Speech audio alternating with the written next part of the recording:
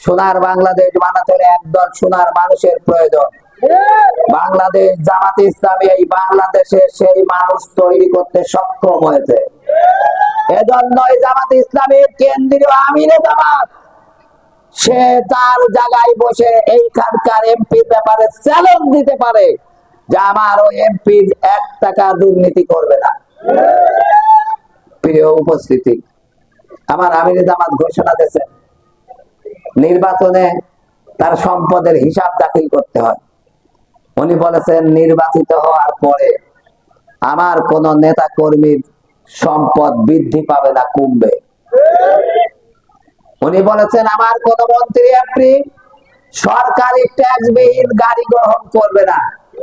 আপনারা জানেন একটা গাড়ি যদি দেশে 55 লাখ টাকা দেখে নেয়, প্রায় 2 কোটি 4-5 লক্ষ টাকা তার শুল্ক হয়।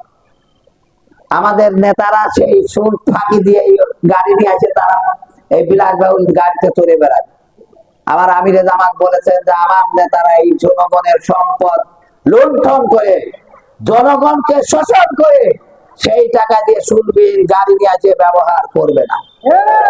বাংলাদেশকে ঠিক সুদ দিয়ে ওই গাড়িটা আনতে হয়, কিন্তু এমপি হওয়ার কারণে তার 2 কোটি টাকা মাফ। উনি 2 কোটি টাকা মাফ হলে তারও একটা ভোটের মালিক, আমিও একটা ভোটের মালিক। কি তাহলে তাই সে 2 কোটি টাকার গাড়ি পালি ফ্রি পালি, আমার 50 টাকার ট্যাক্স মাফ না হলেও পৌরসভা হয়তো একটা কিছু পাই না। হ্যাঁ, ট্যাক্স না দিতে ট্যাক্স মাফ করার জন্য ঘুরতে ঘুরতে স্যান্ডেল খাওয়া ট্যাক্স মাফ হয় না। আর 2 কোটি টাকার গাড়ি মাফ পায়, শুল্ক মাফ পায়। এইরকম বৈষম্য বাংলাদেশে থাকবে না। 24-এর যে স্বাধীনতা, এদেশ থেকে বৈষম্য দূর করার জন্য এদেশ থেকে আমরা বারবার শুনতেছি লন্ডন যাচ্ছে কেউ কেউ, টাকার বান্ডিল নিয়ে লন্ডন যাচ্ছে। কি করছি? নেতাকে খুশি করার জন্য। আবার কোন জায়গা শুনতেছি নেতাকে কোন নেতার বাড়ি করে দিচ্ছে ঢাকায় নমিনেশন পাওয়ার জন্য।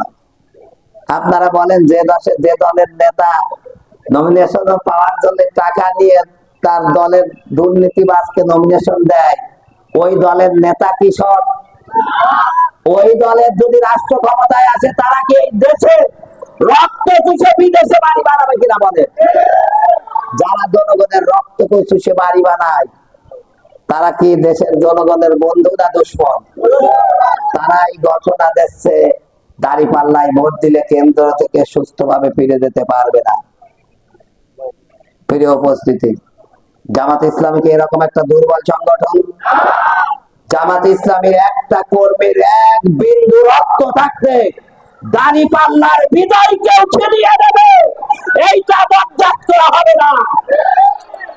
প্রয়োজনে ওইখানটায় রণক্ষেত্র হবে, প্রয়োজনে জীবন দিতে হলে ভোট কেন্দ্রে জীবন দেবে, কিন্তু ভোট কারচুপি করতে কাউকে দেওয়া হবে না। কেউ যদি মনে করে তারা যেন বাবা মার কাছ থেকে বিদায় নিয়ে ভোট কেন্দ্রে আসে। জামাতে ইসলামী এখন দুর্বল কোন সংগঠন নয়। আপনারা ভয় পান নাকি? মরা কি 2 বার লাগবে? যার মৃত্যু যখন যেখানে লেখা থাকবে তার মৃত্যু সেখানে হবে। অর্থাৎ যদি মৃত্যু জামাতে ইসলামীর কর্মীদের ভোট কেন্দ্রে থাকে, সেখানে মৃত্যুর জন্য প্রস্তুতি নিয়ে আমরা ভোট কেন্দ্রে যাব, কিন্তু কেউ জোর করে ভোট নেবে তাকেও সুস্থ ফিরে যেতে দেব না। প্রিয় এলাকাবাসী, জামাতে ইসলামী যদি এদেশের রাষ্ট্র ক্ষমতায় আসে, তার প্রথম কাজ হবে এদেশ থেকে দুর্নীতি বন্ধ করা। যদি দুর্নীতি বন্ধ করা যায় তাহলে দেশের কোটি কোটি টাকা রক্ষা পাবে। রূপপুর পারমাণবিক বিদ্যুৎ কেন্দ্র থেকে 70,000 কোটি টাকা এক ব্যক্তি লুণ্ঠন করেছে। এই টাকাগুলো দিয়ে যদি এই এলাকায় আরো কিছু ইন্ডাস্ট্রিজ করা যেত, তাহলে এদেশের যুবকদের কি বেকার থাকতে হতো? যদি একদিনের দুর্নীতির টাকা বাঁচানো যায়, তাহলে হাজার হাজার যুবকের কর্মসংস্থানের ব্যবস্থা করা যায়। বাংলাদেশ জামাতে ইসলামী যদি রাষ্ট্র ক্ষমতায় আসে, এদেশের 4 কোটি যুবকের 8 কোটি হাতকে কর্মের হাত বানাবে। এদেশের 8 কোটি হাতকে দেশ উন্নয়নের হাত বানাবে এবং ওই হাতকে চাঁদাবাদীর হাত থেকে ফিরে আনার চেষ্টা করবে।